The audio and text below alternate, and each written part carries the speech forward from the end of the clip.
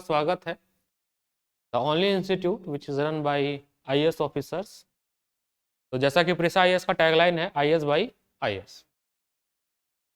तो last class में हमने आपको क्लास 10th का जो इतिहास है उसमें मॉडर्न इंडिया का पार्ट 2 शूट किया था और कुछ वॉइस ग्लिच की वजह से हम इसे फिर से आपको शूट कर दे रहे हैं ताकि आप पार्ट 1, पार्ट 2 और पार्ट 3 को रिलेट कर पाओ। पार्ट 3 आपका ऑलरेडी अपलोडेड हो चुका है, तो ये ऑनलाइन बच्चों के लिए फिर से मेहनत किया जा रहा है, फिर से शूट किया जा रहा है। ऑफलाइन में कोई दिक्कत नहीं थी। ये ऑनलाइन बच्चों के लिए ये वाला लेक्चर रीशूट किया जा रहा है पार्ट 2, जिसमें Indian national movement non cooperation से शुरुआत हम फिर से कर रहे हैं। आप समझिएगा कि हमने आपको बताया था कि गांधी जी ने अपनी एक पुस्तक थी जिसका नाम था हिंद स्वराज 1909 में लिखा था। तो पीटी के लिए क्वेश्चन आपका बन जाता है कि गांधी जी ने अपनी किस पुस्तक में नॉन कॉपरेशन मूवमेंट का जिक्र किया था। तो आपको ये प्रीलिम्स के लिए एक सवाल बन जाता है हिंद स्वराज। और कभी कभी आपको क्वेश्चन आता है कि दिए गए घटनाओं को क्रोनोलॉजी में अरेंज करिए। उसके हिसाब से भी आपको पता होना चाहिए 1909 में हिंद स्वराज बुक में गांधी जी ने यह बात कही थी कि अंग्रेज भारत में सरवाइव इसीलिए कर पा रहे हैं क्योंकि भारतीयों का सहयोग प्राप्त है उन्हें। Means the survival of British India is only possible because of the cooperation of Indian. अगर हम भारतीय अंग्रेजों का सपोर्ट ना करें, कहने का मतलब यह है कि अगर हम उनके द्वारा बनाए गए स्कूल, दफ्तर, कॉलेज, विद्यालय, रेलवे, पुलिस, डिफेंस, इनमें अगर हम काम ना करें, मिलिट्री, आर्मी, तो वो कमजोर पड़ जाएंगे और उन्हें मजबूरन हमारा देश छोड़ के जाना पड़ेगा। एक मुट्ठी भर अंग्रेज भारत पे रूल इसलिए कर पा रहे हैं बिकॉज हम लोग उनके लिए काम कर रहे हैं। मतलब भारतीय जो है उनका हुक्म मान रहा है या उनके लिए जो है काम कर रहा है। तो अगर हम यानी कि इंडियंस अगर कॉपरेशन ना करें, अगर भारतीय जो है अगर कॉपरेट ना करें, तो अंग्रेजों को मजबूर होना पड़ेगा हमें आजाद करने के लिए या भारत को छोड़ के जाने के लिए। तो ये बुक का नाम याद रखिएगा, हिंद स्वराज पुस्तक में ये बातें लिखी गई थी गांधी जी द्वारा। अब कैसे हम नॉन कॉपरेशन करें, नॉन कॉपरेशन मूवमेंट बनेगा कैसे, ये जो नॉन कॉपरेशन की आंदोलन है ये बनेगा कैसे? तो गांधी जी ने कहा कि अंग्रेजों द्वारा जो आपको सम्मान दिया गया, जैसे कि अभी पद्मश्री का अवार्ड आपको दिया गया मान लीजिए, या किसी चीज के लिए मेडल दिया गया, गोल्ड मेडल जीते आप कहीं से, उसको उस टाइटल को आप सरेंडर कर दीजिए, मतलब वापस कर दीजिए। कहिए कि हमको आपका ये भेंट नहीं चाहिए, वापस ले लीजिए, हमें किसी टाइटल की जरूरत नहीं है। बाइकआउट करिए army, police, court, legislature, school और विदेशी गुड्स, स्वदेशी गुड्स को प्रमोट करिए।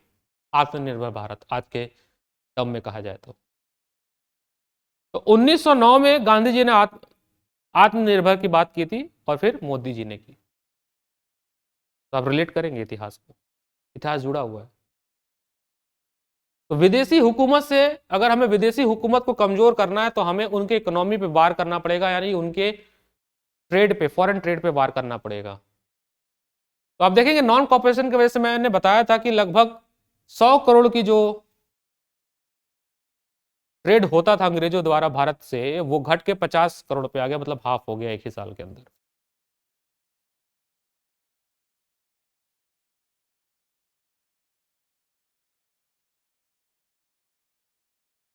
तो शुरुआती दौर में नॉन कॉपरेशन के सपोर्ट में कांग्रेस लीडर नहीं हुआ करते थे। क्यों नहीं होते थे? बिकॉज कांग्रेस का मानना था कि हमें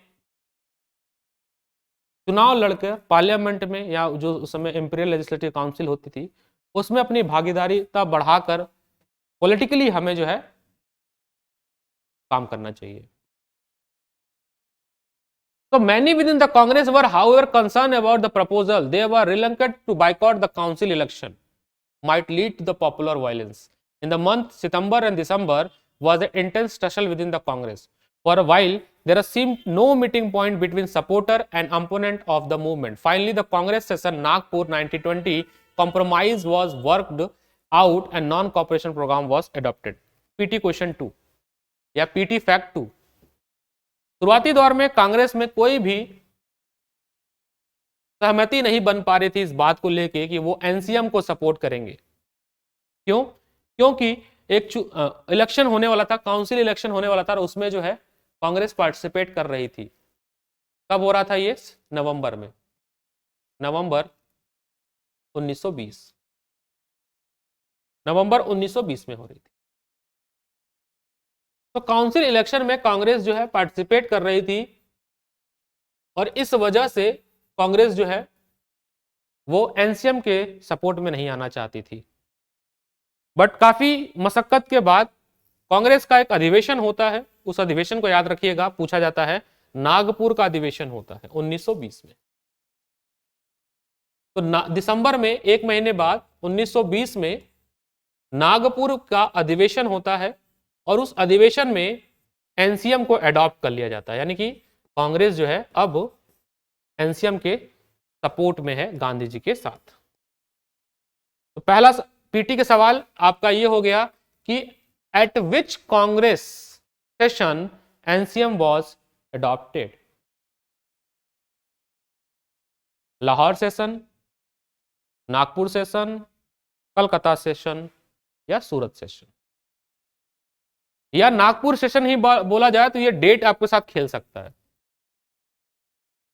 1920 के नागपुर अधिवेशन में यह बात लिया गया है कि कांग्रेस जो है अब एनसीएम को सपोर्ट कर रही है, यानी कि एनसीएम लागू किया जाएगा।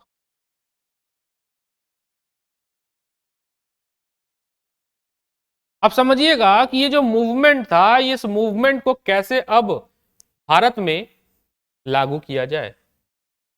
देखिए, आज की तरह तो सोशल मीडिया हुआ नहीं करता था पहले कि भैया इंटरनेट पे डाल दिया, मास बंक, भारत जोड़ो आंदोलन, सब लोग जुड़ गएगा मोदी, अरे गांधी जी, अरे हमारे राहुल गांधी के साथ।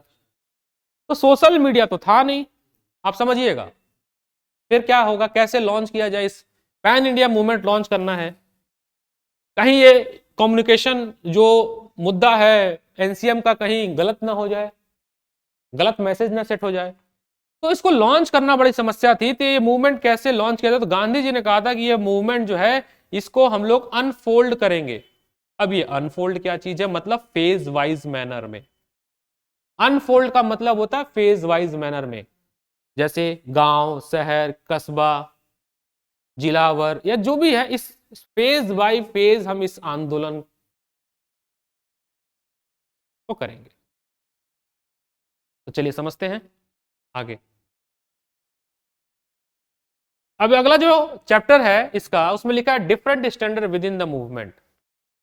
इसका क्या मतलब है? देखिए, मैं आपको जिस्ट बताता हूं। इसमें हम लोग ये पढ़ेंगे, जब ये मूवमेंट लॉन्च हुआ, नॉन कॉपरेशन खिलाफत मूवमेंट बिगेन इन जनवरी 1921। याद रखिएगा, नॉन कॉपरेशन मूवमेंट जो है, एनसीएम मूवमेंट जो है, ये खिलाफत मूवमेंट के साथ हुआ था, यानी खिलाफत को सपोर्ट करते हुए था। आपको मैंने बताया था, दो अली ब्रदर्स थे, शौकत अली और मोहम्मद अली। गांधी जी ने उनको सपोर्ट किया था खिलाफत इशू को। खिलाफत इशू आपको मैंने बताया था, वर्ल्ड वॉर 1 के बाद खिलाफत जो खलीफा थे, इस्लामिक धर्म के जो मसीहा थे, गुरु थे, उनको गिरफ्तार कर लिया गया था, ओटोमन अंपायर के थे। और इसके सपोर्ट में भारतीय मुस्लिम या इंडियन मुस्लिम कम्युनिटी सपोर्ट कर रही थी, और इसको लीड कर रहे थे अली ब्रदर्स, जो कि बॉम्बे में कमेटी बनाई थी। गांधी जी ने इस एनसीएम को खिलाफत से जोड़ के हिंदू मुस्लिम एक करने की कोशिश की, और इस आंदोलन को चालू किया 1921 जनवरी में। जब ये आंदोलन स्टार्ट हुआ तो इसके अलग अलग पहलू दिखे। टाउन में इसका पहलू अलग था, अर्बन में अर्बन में, गांव में इसका अलग था। प्लांटेशन वर्कर के लिए एनसीएम का मतलब कुछ और था। सभी लोग एनसीएम को अपने अपने तर्ज पे या अपने अपने तरीके से डिकोड कर रहे थे, यानी समझने की कोशिश कर रहे थे। प्लांटेशन वर्कर जो चाय बागानों में काम करते थे, कॉफी प्लांटेशन में काम करते थे, उनके हिसाब से एनसीएम या नॉन कॉपरेशन था गांधी राज आ रहा है, यानी कि उनको अपनी जमीन मिलेगी जो कभी ना कभी अंग्रेजी हुकूमत द्वारा उनसे ले ली गई थी या बड़े लैंडलॉर्ड द्वारा। गांव में छोटे किसानों के लिए यह था कि भैया उनका कर माफ हो जाएगा, उनका लोन माफ हो जाएगा। तो सब अलग अलग लोगों के लिए अलग अलग मंशा थी, अलग अलग मोटिवेशन था, लेकिन सपोर्ट अच्छी बात यह थी कि सब लोग अपने हिसाब से डिकोड करके इस एनसीएम के आंदोलन में भागीदारी निभा रहे थे। टाउन में आते हैं, टाउन में कैसे हुआ? तो टाउन में यानी शहरों में जो मिडिल क्लास लोग थे उन्होंने बढ़ चढ़ के पार्टिसिपेट किया। सबसे पहले छात्र आ जाते हैं ना, छात्र आंदोलन तो सबसे इंपॉर्टेंट होता है। स्कूल में कॉलेज में पढ़ने नहीं जाएंगे, लेकिन आंदोलन होगा तो पहले आ जाएंगे। तो चलो तब तो अच्छी बात था कि इनका आंदोलन भारत के कल्याण के लिए रहा, छात्रों का। अब तो देख रहे हैं, अभी कुछ दिन एक हफ्ते पहले न्यूज़ देखे, वो फीस बढ़ गई तो इलाहाबाद यूनिवर्सिटी को फूंक दिए। ये कौन सी बात होती है भाई? आप अपनी संपत्ति नुकसान कर रहे हो, है ना। गुस्सा होकर जो है आंदोलन कर जाते हो, नेता बन जाते हो, छात्र नेता बन के जो है यूनिवर्सिटी फूंक दोगे, बस जला दोगे। ये थोड़ी ना होता है यार। सरकारी संपत्ति बर्बाद कर रहे हो, आप ही का पैसा है वो, आप ही टैक्स दिए हो। तो चलिए, उस समय तो ठीक था। छात्र जो है अंग्रेजों के साथ जो है सब लोहा लेने के लिए गांधी जी के साथ उतर गए। हेडमास्टर ने स्कूल पढ़ाने से मना कर दिया, लॉयल ने प्रैक्टिस करने से मना कर दिया। लेकिन ज्यादा समय तक ये चला नहीं। देखिए, कांग्रेस ने तो अपने आप को विड्रॉ कर लिया कि चलो हम इलेक्शन नहीं लड़ेंगे, लेकिन उस समय एक पार्टी इलेक्शन लड़ी थी, जस्टिस पार्टी मद्रास की, जो कि नॉन ब्राह्मण पार्टी थी। इन्होंने बस चुनाव लड़ा था, बाकी कांग्रेस ने विड्रॉ कर लिया था कि we will not compete this election. Non cooperation का काफी ज्यादा इंपैक्ट हुआ। मैंने बताया था आपको, केवल एक साल के अंदर जो इंपोर्ट था, फॉरेन इंपोर्ट था ब्रिटिश इंडिया द्वारा, वो 102 करोड़ से घटकर 57 करोड़ हो गया था, जो कि एक बहुत बड़ा इंपैक्ट था अंग्रेजों के लिए या अंग्रेजों की इकोनॉमी के लिए। ये याद रखिएगा। तो एक करारा जवाब था अंग्रेजी हुकूमत के लिए। स्वदेशी कपड़े, इंडियन टेक्सटाइल बहुत सारे फिर से बनने लगे, हैंडलूम डेवलप किए गए, भारतीय उद्योग को फिर से बनाया गया। चरखा जो है गांधी जी ने मोटिवेट किया कि खुद से कपड़े बनाइए आप लोग। हाँ, आगे चल के मूवमेंट स्लो डाउन हो गया। उसकी वजह थी मूवमेंट स्लो डाउन होने का, उसकी वजह यह थी कि जो खादी क्लोथ था जिसको गांधी जी ने प्रमोट किया था, वो काफी कॉस्टली हुआ करता था। इट्स वेरी कॉस्टली, और कॉस्टली होने के वजह से वो जो टेक्सटाइल प्रोडक्ट बाहर से आता था उसको कॉम्पिटिट नहीं कर पा रहा था। इस वजह से लोगों ने फिर से जो है अंग्रेजी कपड़ों को, यानी बाहर से आने वाले कपड़ों को फिर से पहनना शुरू कर दिया। तो हमने ब्रिटिश द्वारा बनाए गए स्कूल, कॉलेज, संस्थाओं को तो छोड़ दिया कि नहीं पढ़ेंगे, लेकिन हमारे पास और कोई विकल्प भी नहीं था इसके बाद। तो फिर से लोग अपने इंस्टीट्यूट में जाने लगे, पढ़ाई करने लगे। लेकिन कह सकते हैं चिंगारी तो डेवलप हो चुकी थी आम जनमानस में भी और एक समाज में भी आजादी के लिए। तो नॉन कॉपरेशन भले कमजोर पड़ गया, लेकिन हम ये नहीं कहेंगे कि non cooperation was failed, it is partially successful. So don't use the negative word that in answer writing that non-NCM was failed. Failed मतलब कि फिर गांधी जी का मेहनत आप नेगेटिव कर रहे हो। It is not failed, it is a partially successful। और एक जन चेतना तो लोगों के अंदर आई चुकी थी कि हमें अंग्रेजों को हराना है तो, या अंग्रेजों को खदेड़ना है तो हम उनके लिए काम ना करें। अब उसके लिए हम क्या करें? पहले स्वदेशी को इम्प्रूव करें, अपने इंस्टीट्यूट, कॉलेज। तो समय के साथ ये हुआ भी। सेकंड वर्ल्ड वॉर तक आप देखेंगे बहुत सारा स्वदेशी इंस्टीट्यूट जो है, भारतीय संस्थाएं, भारतीय औद्योगिक क्रांति काफी हो चुकी थी। तो द्वितीय विश्व युद्ध तक आते आते हम लोग बहुत आत्मनिर्भर और सक्षम बन चुके थे कि हम लोग अंग्रेजों को सीधे तौर पे बोल दिए कि हम आपका कॉपरेट नहीं करेंगे, हम we will not participate in second world war. British India की तरफ से हम आपका पार्टिसिपेशन नहीं करेंगे। फर्स्ट वर्ल्ड वॉर में तो हमने किया था ब्रिटिश इंडिया की तरफ से। अब कंट्री साइड की बात करें तो कंट्री साइड मतलब गांव की तरफ की बात करें तो वहां पे आपको एक नाम याद रखना है, बाबा रामचंद्र के बारे में आपको नाम याद रखना है। कंट्री साइड की बात करें तो नॉन कॉपरेशन जो है आपको याद रखना है, बाबा रामचंद्र एक सन्यासी थे, ठीक है, जो कि फिजी इंट्रूडर लेबर के रूप में गए थे, बंधुआ मजदूर कह सकते हैं, इंट्रूडर लेबर। बाबा रामचंद्र, इंट्रूडर लेबर का मतलब होता है व्यापार या नौकरी की तलाश में दूसरे देश जाना, इंट्रूडर लेबर कहा जाता है। तो ये बहुत प्रचलित था उस समय, अभी भी है वैसे तो, लोग जाते ही हैं सऊदी अरबिया वगैरह कमाने। एक सन्यासी थे ये, और फिजी गए थे ये। फिजी से जब ये भारत लौटे तो इन्होंने तालुकदार या लैंडलॉर्ड जो थे उनके खिलाफ आंदोलन छेड़ दिया। लैंडलॉर्ड एंड तालुकदार, किसके खिलाफ? तालुकदार और लैंडलॉर्ड। और क्या था इनका? रेंट के लिए, जमीन फार्म रेंट के लिए अंग्रेज हुकूमत द्वारा वसूले जाने वाला कर के खिलाफ, क्योंकि फसल नुकसान हो गया था तो जो किसान थे वो कर नहीं दे पा रहे थे, उसके खिलाफ इनका था। और एक और दूसरा मूवमेंट था इनका बेगार के लिए, बधुआ मजदूर जिसको कहते हैं हिंदी में या अपने लोकल भाषा में। बेगार मतलब नॉमिनल प्राइस में आपको पैसा या दिया जाए या नहीं दिया जाता है, और आप काम कर रहे हैं या किसी कारणवश आपने कर्ज वगैरह ले लिया है और आप नहीं भर पा रहे हैं, आपके पिताजी कर्ज लिया, आप नहीं भर पाए, पिताजी नहीं भर पाए, तो फिर आपको प्रताड़ित किया जा रहा है। तो बेगार के लिए जो था ये था। तो देखिए बेगार की बात करें, यहाँ पे लिखा हुआ है बेगार a labour that villager were force to contribute without any payment, बिना पैसे दिए जो है काम कराना एक बेगार होता है। और बेगार के खिलाफ जो था बाबा रामचंद्र ने अपनी आंदोलन क्रांति की थी। इन्होंने कहा था कोई टेन्योर नहीं दिया जाएगा, कोई सिक्योरिटी नहीं थी टेन्योर का, इसको फिक्स किया जाए, रेगुलर, इसको एबोलिशन ऑफ बेगार, सोशल बाइकॉट, ये सब कुछ मकसद था उनका। और उन्होंने एक आंदोलन किया था, नाम था नाई धोबी बंद, नाई धोबी बंद। अब देखेंगे आप लोग, ये भी एक तरह से एनसीएम ही था, बट ये एनसीएम अंग्रेज के लिए नहीं था, ये एनसीएम लैंडलॉर्ड और बड़े किसानों जो प्रताड़ित कर रहे थे छोटे किसानों को, उनके लिए था। नाई मतलब बाल काटना बंद, धोबी मतलब कपड़े धुलना बंद। तो बोले ये अगर आप काम करना बंद कर दीजिए तो ये जो बड़े लोग हैं ये मजबूर हो जाएंगे आपकी बात को मानने के लिए। बाबा रामचंद्र जो है ये, इनसे बाबा रामचंद्र जी से जो है जवाहरलाल नेहरू मिलते हैं अक्टूबर में, और अवध किसान सभा की स्थापना करते हैं। एक किसान सभा जिसको लीड कर रहे थे बाबा रामचंद्र, और जिसकी स्थापना जो है वो नेहरू जी के संरक्षण में कह सकते हैं, निगरानी में हुई। और कुछ ही समय में पूरे भारत में इसकी 300 से ज्यादा शाखाएं बन गई, जिसमें किसानों के लेके जो भी मुद्दे थे उसको रखा जाता था, और उसके बारे में जो है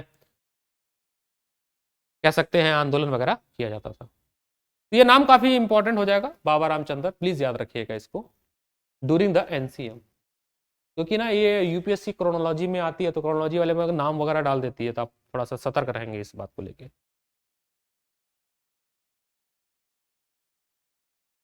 उसके बाद जो ट्राइबल्स थे उनके लिए एनसीएम क्या था? हमने शहर देख लिया, गांव देख लिया, अब थोड़ा ट्राइबल्स की तरफ आते हैं। तो जो ट्राइबल्स थे उनके लिए एनसीएम ये था कि जो उनसे जंगलें छीन ली गई हैं अंग्रेजी हुकूमत द्वारा, ये जंगलें उनको वापस मिल जाएंगी। गांधी राज आएगा, सबको जंगल का, क्योंकि फॉरेस्ट एक्ट ब्रिटिश इंडिया ने लाया था जिसमें बहुत सारे थे कि आप जंगल के रिसोर्स को यूज नहीं कर सकते हैं, यूज करना था फॉरेस्ट विलेज बनेंगे, आप उनके लिए काम करना पड़ेगा, एक्सेट्रा एक्सेट्रा। पर्टिकुलर प्लांट वो ग्रो करते थे अपने बेनिफिशियल के लिए, तो वो तो पूरा एक फॉरेस्ट एक्ट आएगा, तो वो हम इसके बारे में और चर्चा करेंगे। तो ट्राइबल्स पीजेंट के लिए ये था कि Gandhi ji, the idea Swaraj was that, यहां आप एक नाम याद रखिएगा कि एक आंध्र प्रदेश में एक हिल थी, गुडमाम हिल।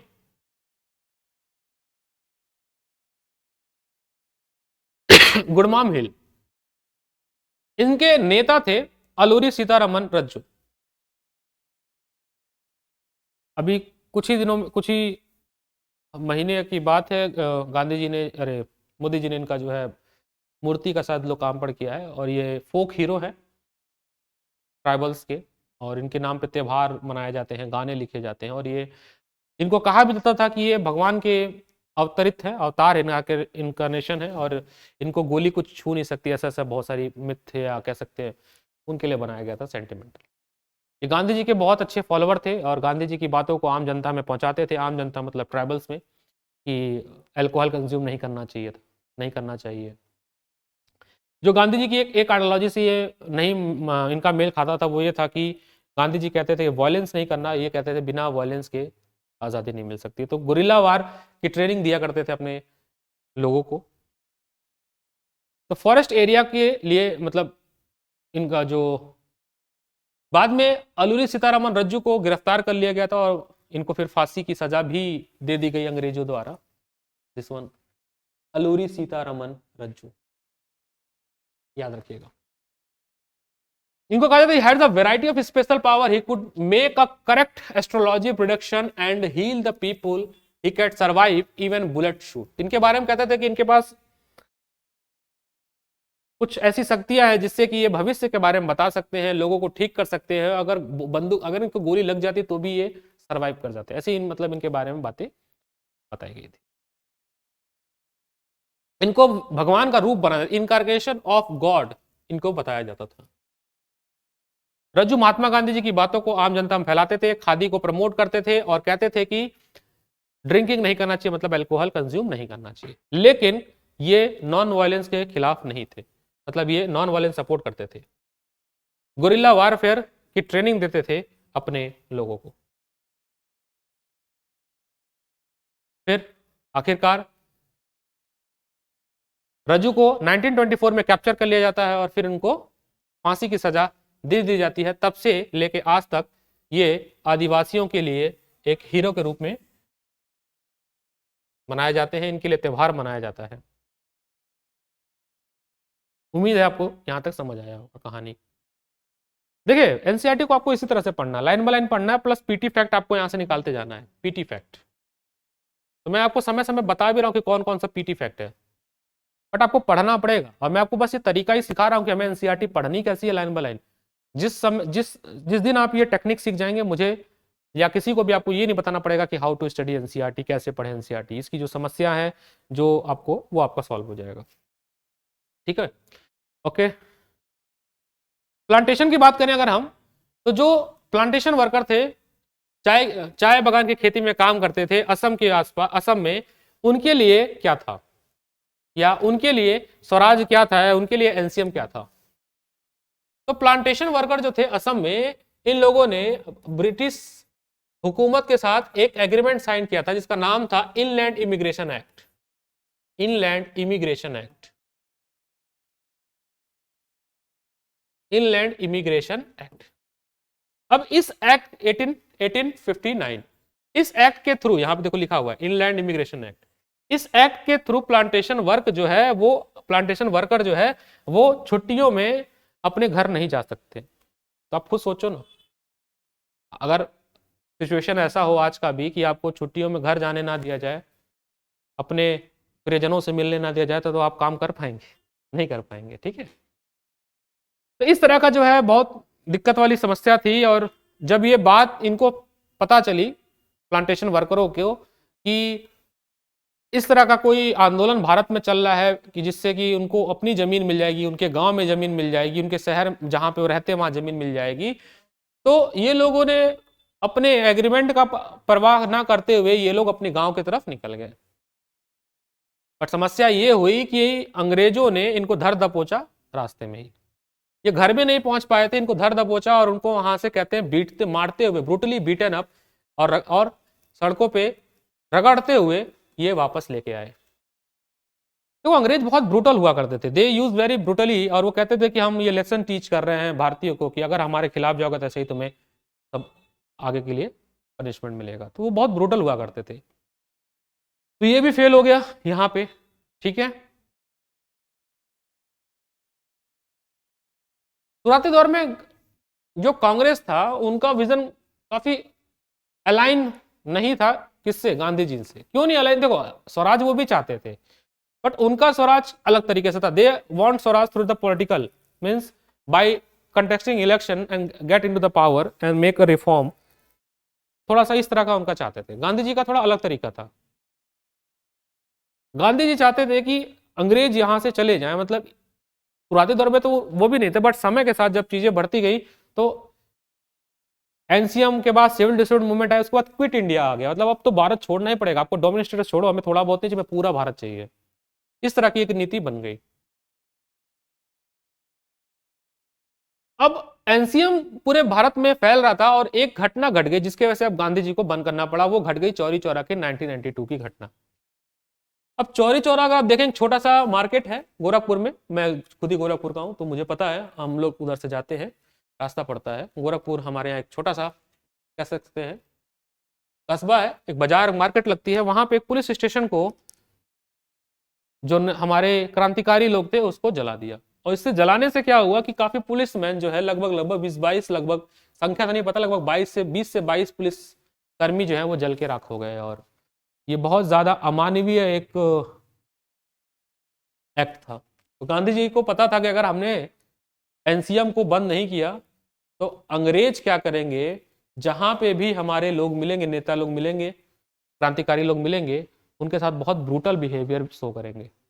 गांधी जी काफी कैलकुलेटिव डिसीजन लेते थे और उन्होंने एनसीएम को कॉल ऑफ कर दिया, मतलब बंद कर दिया चौरी चौरा इंसिडेंट के बाद।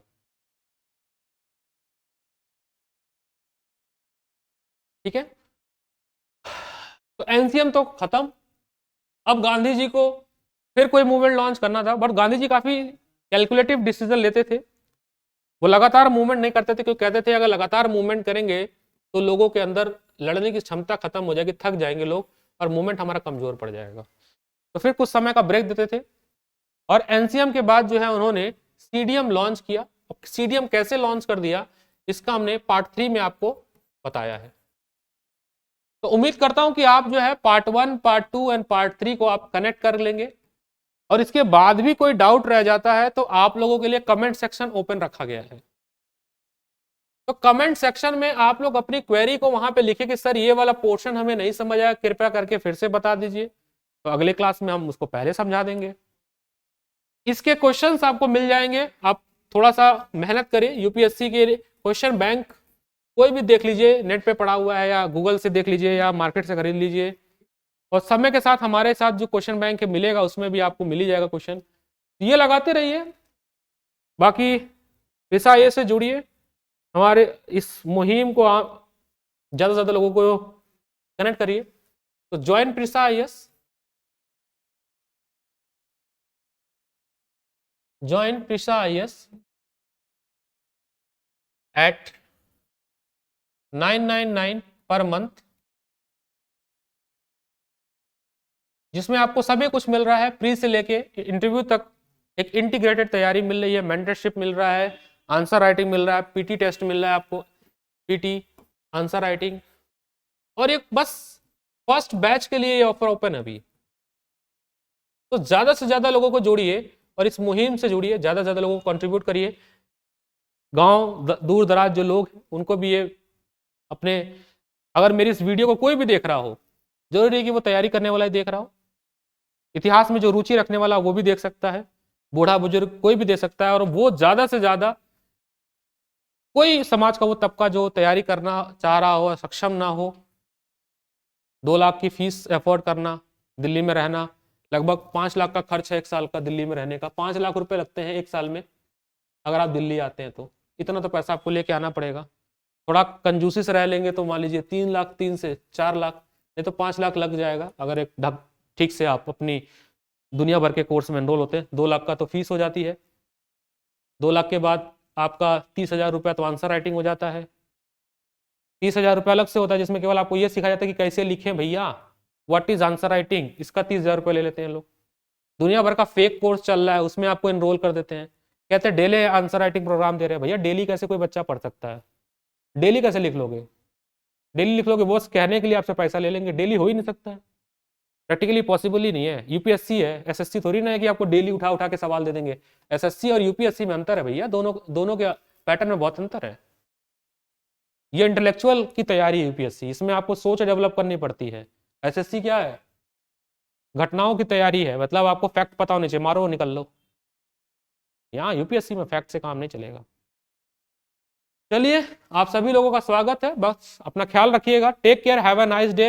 Signing off, Anuj sir.